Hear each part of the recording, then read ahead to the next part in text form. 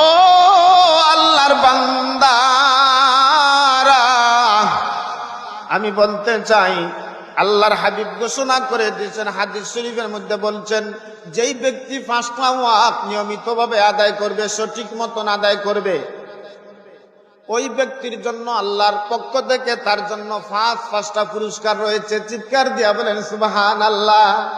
এই 5টা পুরস্কারের কথা আমরা জানার দরকার আছে না নাই? 1 নাম্বার পুরস্কার ওই নামাজি ব্যক্তিরে আল্লাহ দান করবে, বুঝার চেষ্টা করবেন এবং আমলে নেওয়ার চেষ্টা করবেন। 1 নাম্বার পুরস্কার ওই নামাজি ব্যক্তিরে নামাজ পড়ার কারণে, নামাজ আদায় করার কারণে, নামাজের যত্নবান হওয়ার কারণে আল্লাহর পক্ষ থেকে ওই নামাজি ব্যক্তিরে 1 নাম্বার পুরস্কার দিবেন। ওই ব্যক্তির যাবতীয় অভাব অনটনের অভাব অনটনের দায়িত্ব স্বয়ং মহান আল্লাহর হাতে চলে যাবে। চিৎকার দিয়া বলেন সুবহানাল্লাহ। এই কথা বলছে কে? আপনার আমার নবীজি, আপনার আমার নবীজি। এই কথা বিশ্বাস হয়নি আপনার আমার?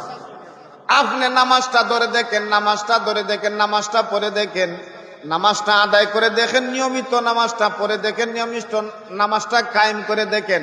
5টা ওয়াক্ত যেই ব্যক্তি নিয়মিত নামাজ আদায় করবে রে, নিয়মিত রুকু করবে, সেজদা করবে, নিয়মিত আদায় করবে, ওই ব্যক্তিরে আল্লাহ 1 নাম্বার পুরস্কার দিবে। 1 নাম্বার পুরস্কার দিবে নামাজি ব্যক্তি। নামাজ পড়ার কারণে মহান আল্লাহ পাক রব্বুল আলামিন তার অভাব অনটনের জিম্মাদারের দায়িত্ব আল্লাহর হাতে চলে যাবে। চিৎকার দিয়া বলেন সুবহানাল্লাহ। এই কথা বিশ্বাস হয়নি আপনার আমার? দেখেন তো, বর্তমান যুগ ইমাম মুয়াজ্জিন সাহেবের বেতন কইনার, হাদিয়া কইনার, সম্মানী কইন কত টাকা? সর্বোচ্চ 10,000, 8,000, 6,000 আসেনি না নাই?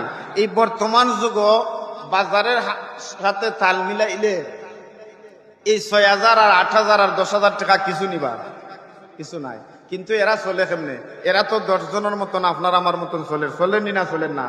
এরা লম্বা লম্বা পোশাক দিলে দেখবা যে এরা যে মাসও কত টাকা ইনকাম করে, মাসও কত টাকা রুজি করে।